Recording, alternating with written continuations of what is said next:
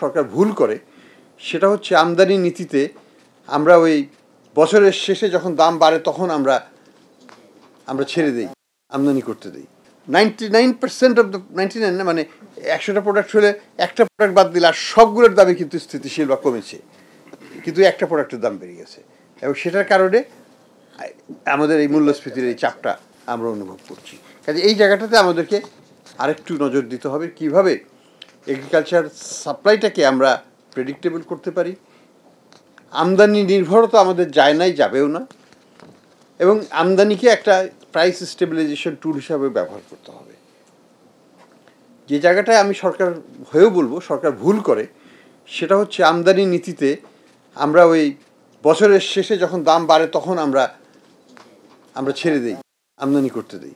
আরে বাবা, দামটা আগের থেকে তো আমি ছেড়ে দিতে পারি।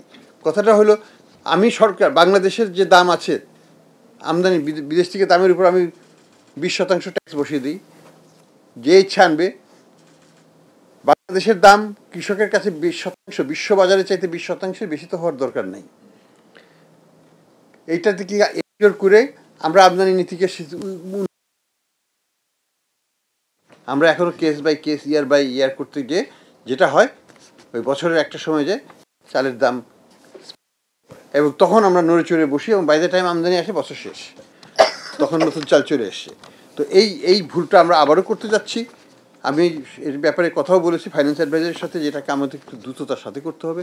তা না হলে পরে এখানে আমাদের যে মূল্যস্ফীতির প্রয়াস, সাপ্লাই সাইডটাকে আমরা কিন্তু ম্যানেজ